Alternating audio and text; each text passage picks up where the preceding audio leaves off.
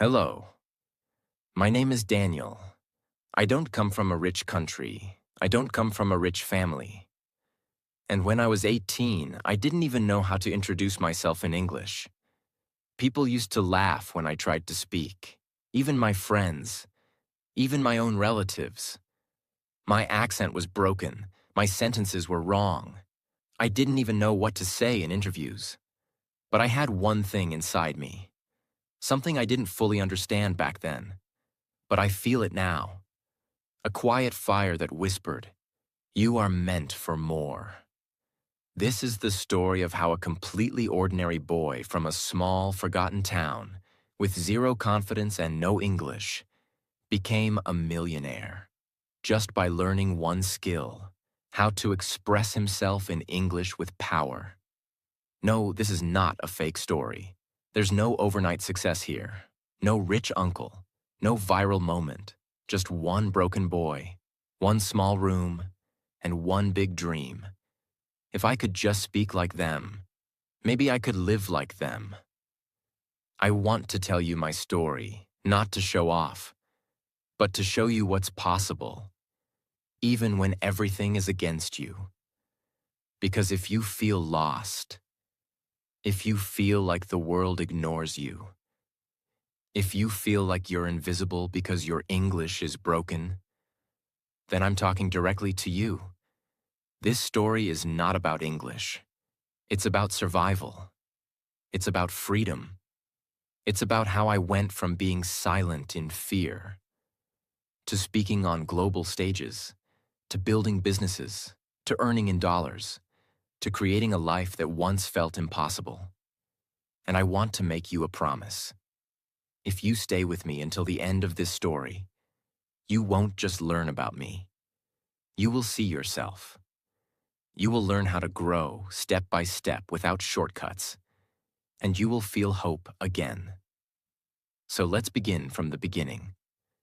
Because where I started, most people would have already given up. I was born in a small, noisy city in the south of the Philippines. Our home was made of wood and tin. When it rained, we had to move our things to keep them from getting wet. My father was a jeepney driver. My mother sold fruits in the market. We didn't speak English at home. We didn't even have a television. I was the quiet boy in class, not because I was shy, but because I didn't understand anything when the teacher spoke in English. I failed English in grade 4, again in grade 7. I remember once I was asked to read a sentence in front of the class. I stood up, looked at the page, and just froze. My hands were shaking. I couldn't even pronounce Wednesday. The class laughed. The teacher gave me a weak smile and moved on. But something inside me died that day. After that, I avoided eye contact. I never raised my hand. I hated English. I hated myself. But things got worse. At 16, I tried to apply for a summer job at a tourist cafe. The owner said, "You're smart, but your English is bad. Tourists won't understand you." He rejected me. Politely, but it crushed me. That night, I sat on our rooftop. I looked at the stars and asked myself, is this it? Will I always be poor just because I can't speak English? And that's when it hit me. It wasn't about English. It was about freedom. If I could learn this language, I could break out of this life. I could go beyond this town. I could understand the world. I could speak. I could earn. I could lead. That night changed everything. But it was just the start. The first step. I began with a broken dictionary I borrowed from my cousin. It was missing pages. I would sit in silence for hours, just reading random words and writing them down. Opportunity, success, confidence. I didn't even know what these words truly meant, but I wanted to. I used to write fake conversations in a notebook and practice them alone. I would stand in front of the mirror and say, "Hi, my name is Daniel. How are you? I'm learning English. Even those 3 sentences took me 1 full week to say without stuttering. I started listening to English songs, not for fun, but to catch words. I paused, rewinded, wrote lyrics, translated them. I remember one line from a song that changed my mindset. There's nothing you can't do if you believe in you. I believed in those words more than I believed in myself. But nobody noticed. People thought I was wasting time. My cousin laughed at me once. He said, "You think you'll get rich speaking English? Look at us. Even graduates are jobless." He was right. But I kept going anyway. Because deep inside, I felt something shifting. One day, I met someone online, a traveler from the UK who was visiting Manila. I replied to his post in broken English. He corrected me, but kindly. That became my first conversation with a foreigner. Was I nervous? I was sweating like crazy. Did I make mistakes? 100. But I realized something. They didn't care about my mistakes. They cared about communication. They respected the effort. That's when I knew. English is not about perfection. It's about connection. That conversation gave me fire. I started messaging strangers online just to practice. Some ignored me, some helped. One even offered me a free online course in spoken English. And I studied it like my life depended on it. Because it did. Just when I thought I was improving, life hit me hard. My father had a stroke.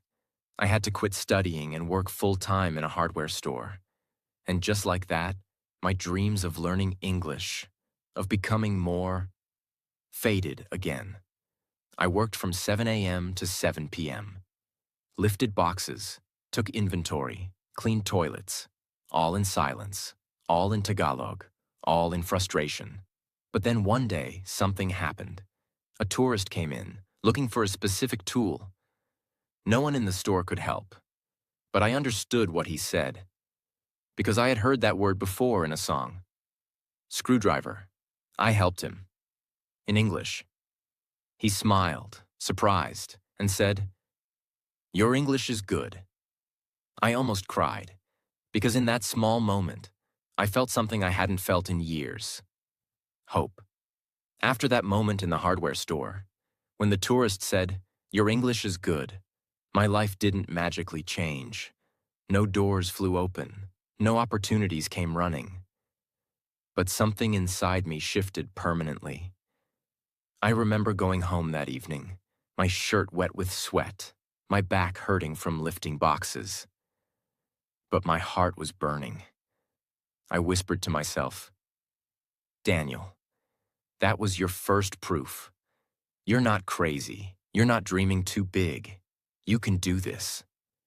But still, I had a full-time job, no internet at home, no smartphone, and barely enough energy to stay awake after work.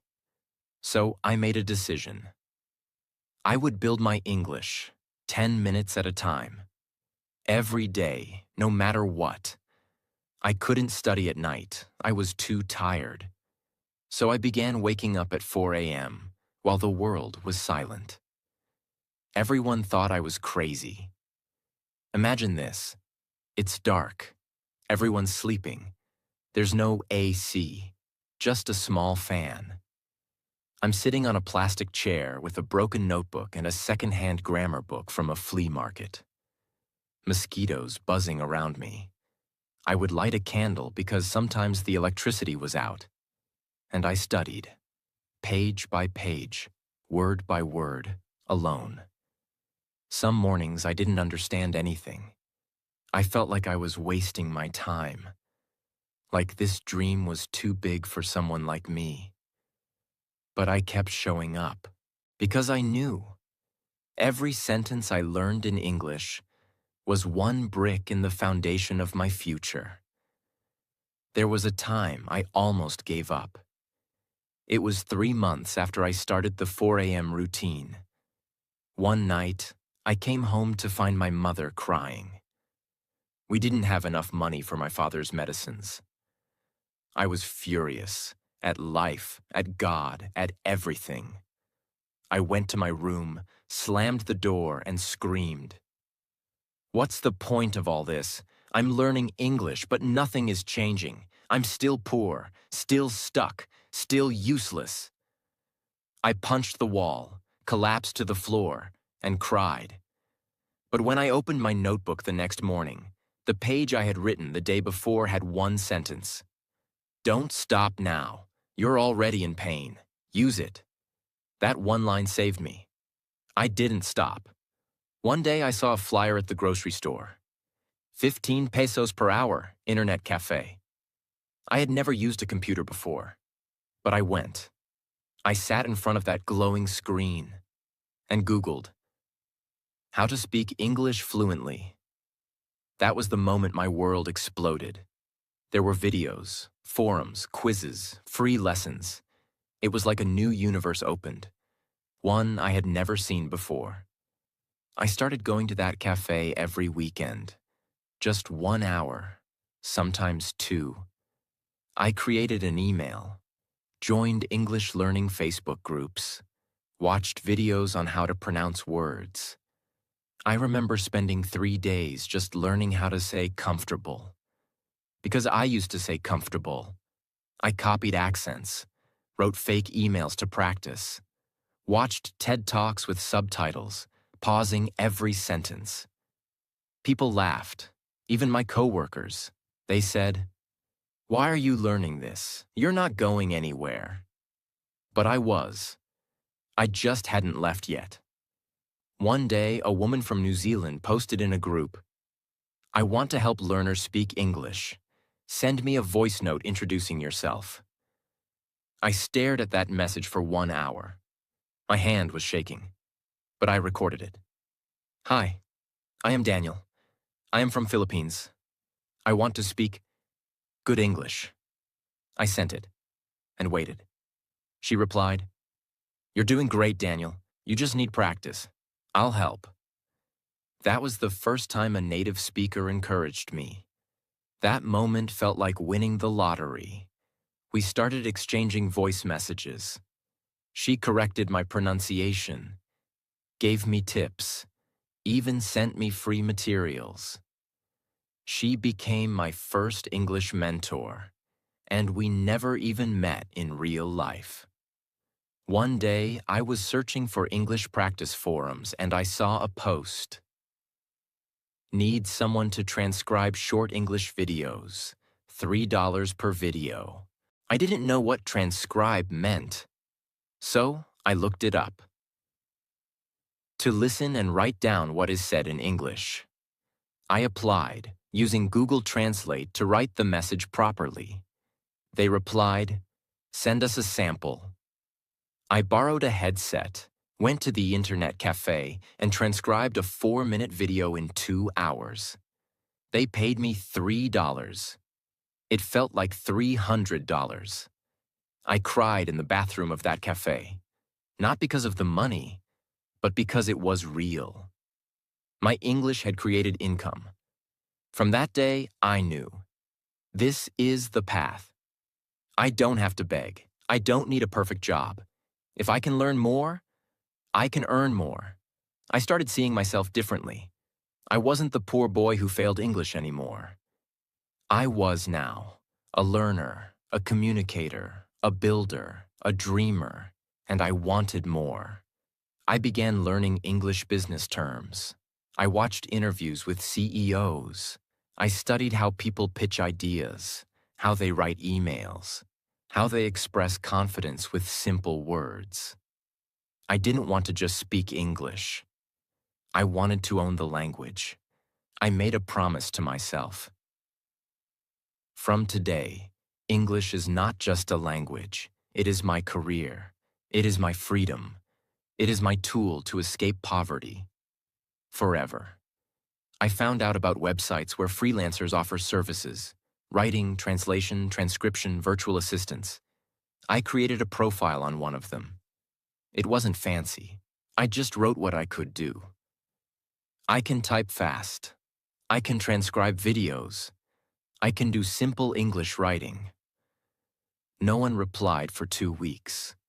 Every morning, I would open the internet cafe's old computer, check my messages, and find nothing.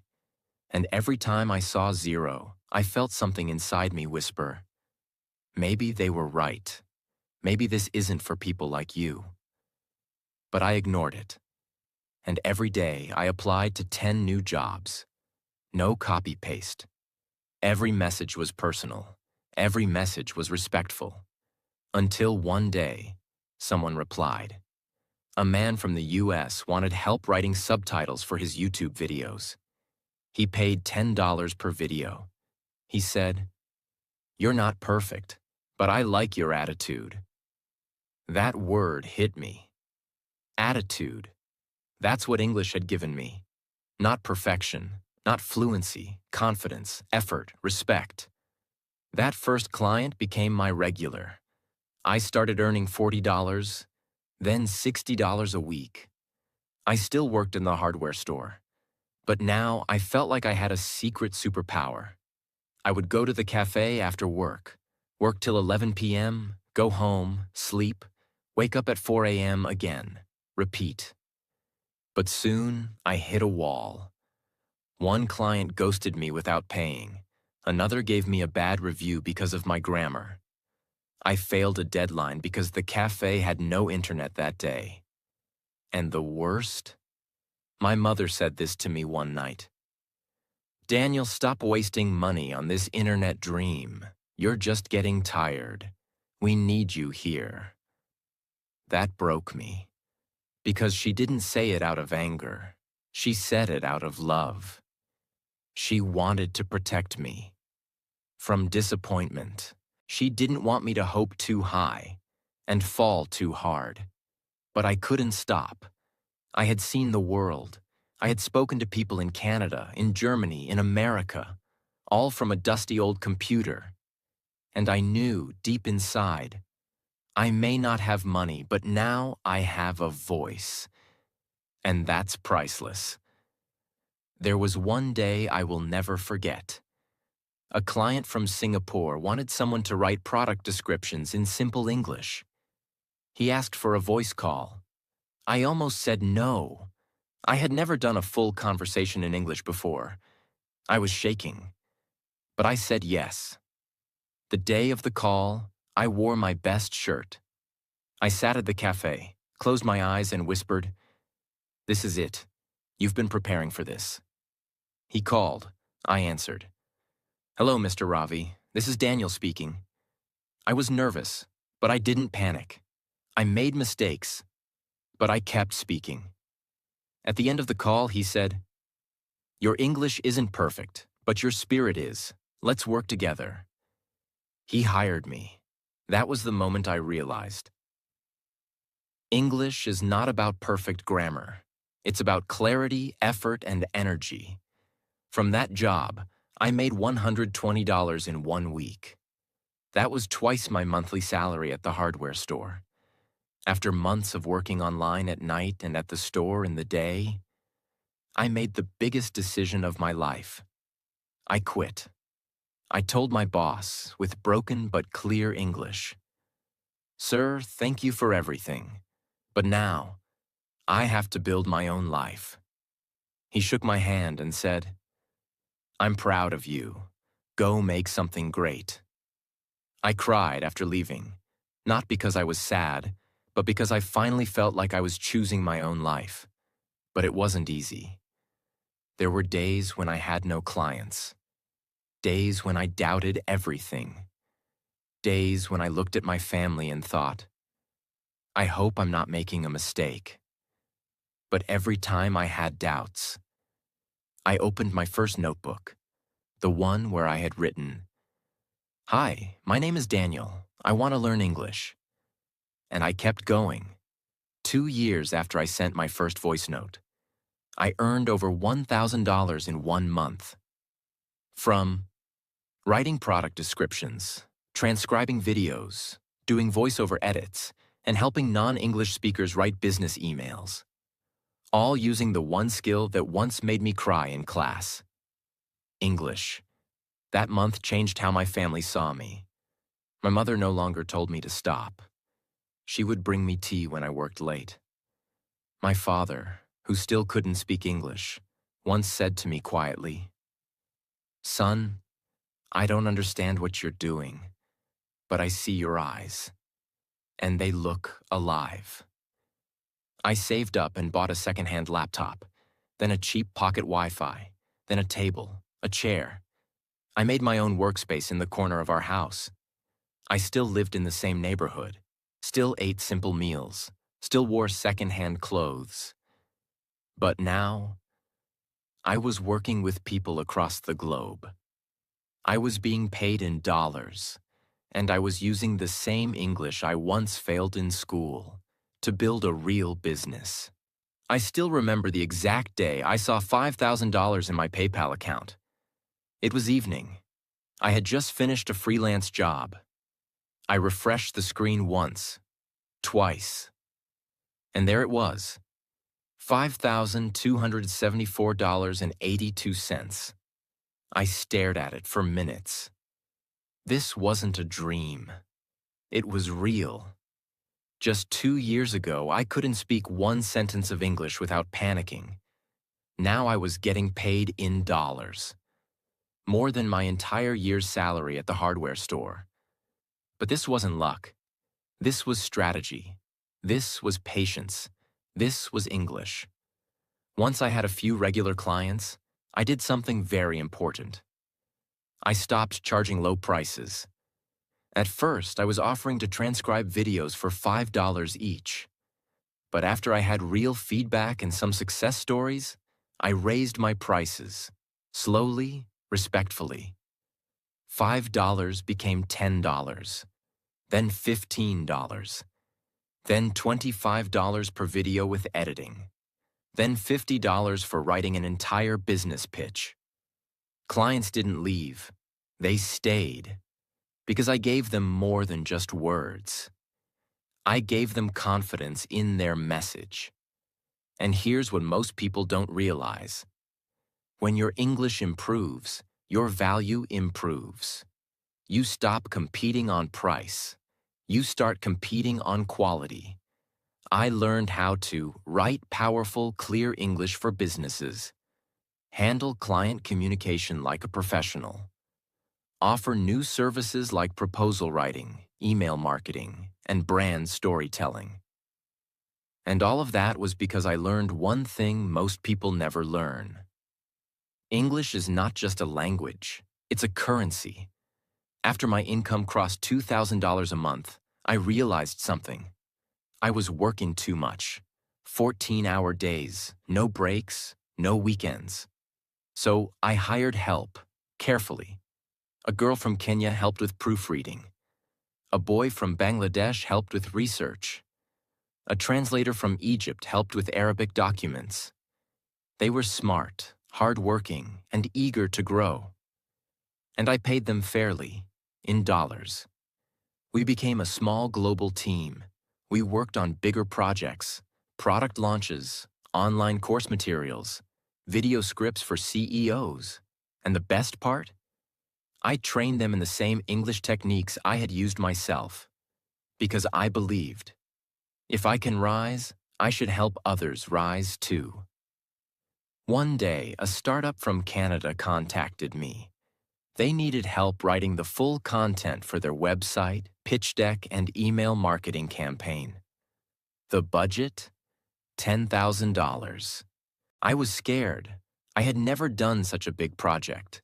But I said yes. I created a plan, divided the work into 3 weeks, had 4 Zoom calls, revised everything 4 times, and finally, I delivered it. The client said, "This is world class. I've worked with agencies and you just outperformed them." That was the moment I knew. I wasn't just a freelancer anymore. I was a business. When I earned my first $10,000 month, I booked a surprise, a dinner, at a nice restaurant in our town. I brought my parents, my younger brother, and my little niece. We sat at a table with candles and cloth napkins. My father had never been in such a place. My mother kept adjusting her sari, nervous. I ordered for everyone, in English. When the food came, I stood up. I said, "I know you didn't always understand what I was doing, but thank you for trusting me. I want to tell you something. We're okay now. You don't have to worry anymore." My mother started crying. My father just nodded, his eyes red. That night, we laughed, we talked, we celebrated, and in that moment, I realized something. I wasn't chasing dollars, I was building dignity. With enough savings, I took the biggest step of my life. I started my own company, a small content agency. We offered premium writing, editing, and English support for global startups. I rented a tiny office, got business cards, registered officially. We got clients from Singapore, Dubai, London, and California. And every time someone asked, "How did you learn English?" I smiled and said, "One sentence at a time." 3 years after I sent my first message from an internet cafe, my company crossed $100,000 in annual revenue. I was earning more than doctors, engineers, and bankers in my town. And I had done it with nothing but a broken chair, a second-hand laptop, a fire in my heart, and a notebook that once said, "Hi, my name is Daniel. I want to learn English." If you've been following my story, you already know everything I've been through. From growing up poor, to getting rejected, to failing my English class, to finally using this language to change my life. But now, I'm not going to talk about the pain. I'm going to talk about the path, because you deserve to know. How exactly did I learn English? People say it's impossible to go from zero to fluent without classes, tutors, or money. But I did it. With nothing but a notebook, a secondhand phone, and one deep, burning reason. I wanted to be free. So here it is, step by step. Everything I did, no secrets, no shortcuts. Just the raw truth. If you follow these steps, I promise. Not only will your English improve, but your confidence, your career, and your entire life will start changing. Let's begin. 1. I stopped studying English and started living in English. Most people treat English like a school subject. They wait for someone to teach them grammar. But I made a decision. English is not a subject. It's my future. I changed my phone language to English. I wrote my shopping list in English. I talked to myself in English while walking, eating, even showering. I am cooking rice. I have to wake up early tomorrow. This shirt is dirty. Tiny sentences, everyday life. But I repeated them 50 times a day. And slowly something magical happened. I stopped thinking in my mother tongue. My brain began thinking in English. That's the first step to fluency. 2. I trained my tongue, not just my brain. I realized something. Most people know English in their head, but can't speak it, because they never trained their mouth. So every day I did this. Read one paragraph aloud, slowly and clearly. Shadowed a speaker. I would pause a video after every line and repeat it in the same tone. Recorded one voice message to myself every single day. Sometimes I said things like, "Today I went to the market. I bought tomatoes. I saw an old friend." Simple, but powerful. Because I was training my tongue to move in English. And guess what? In 3 months, I could speak without freezing. Not perfectly, but naturally. That's when I knew. Confidence comes from action, not perfection. 3. I learned only 5 words a day, but mastered then. I didn't chase big vocabulary books. I picked 5 useful words every morning. Let's say confident, nervous, explain, improve, believe. Then I made my own sentences. I feel confident today. Please explain that again. I believe in myself. I said each sentence out loud 10 times. Then I tried to use at least 2 of those words in a conversation or voice message. That's how those words became my own. Remember, you don't need 5,000 words. You need 500 words used powerfully. 4. I practiced thinking. In English, one sentence at a time. This changed everything. I stopped translating in my head. Instead, I trained myself to think in English. It's hot today. I am getting late. I don't like this food. At first, I had to force it, but I made a rule. Every time I speak to myself, it must be in English. Even when I was sad, I'd say, I feel broken today, but I will not give up. My emotions became English. My thoughts became English. And slowly, my language became natural. 5. I used free tools like a master. I couldn't afford courses. So I made Google, YouTube, and my phone into my teachers. Google Translate. I used it to translate daily words. Then I clicked the speaker icon and repeated the pronunciation. YouTube.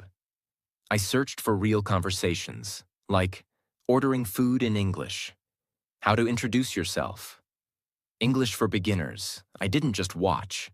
I studied, paused the video, repeated the line, copied the tone. ChatGPT. I asked questions like, can you correct this sentence? Give me a daily speaking practice. How do I say this professionally? Notes app. Every time I heard a new phrase, I saved it. It's been a long time. That sounds great. I'm not sure about that. And I use these in my own sentences. 6. I made English a daily habit, not a big goal.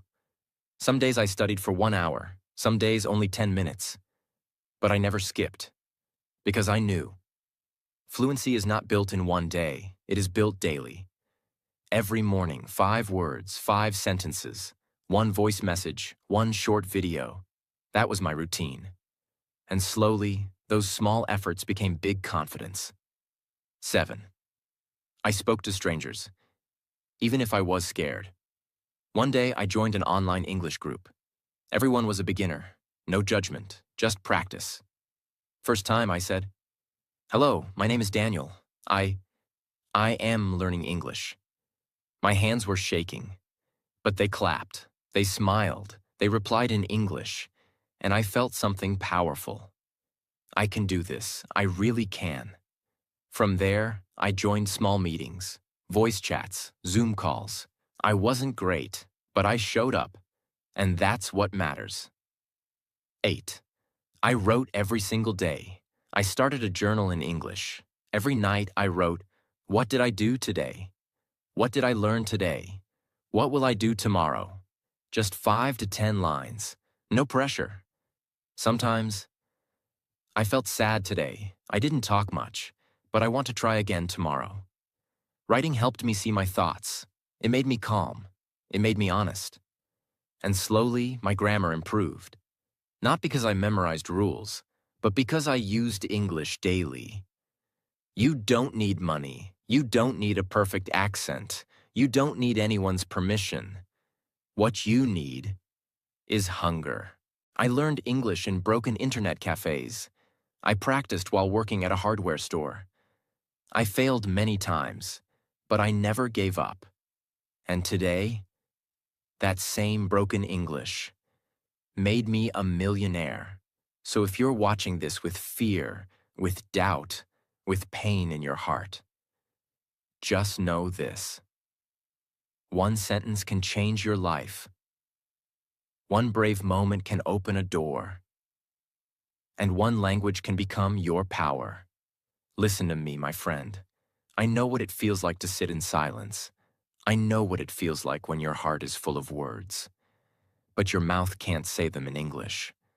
I know the fear, the shame, the doubt, but I'm standing here to tell you, you are not weak. You are not behind, and you are not alone. I started with just one sentence. Broken, shaky, full of mistakes. But that sentence opened a door. That door led to my future. So if you are learning English right now, if you are watching this with pain in your heart, wondering, will I ever get better?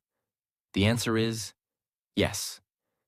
You will speak, you will be understood, you will earn, you will inspire. And one day, you will look back and say, I'm glad I didn't quit. So don't stop now. Say one sentence, then another, then keep going, even when no one claps. Because I promise you, the world will listen one day, just like it's listening to me now.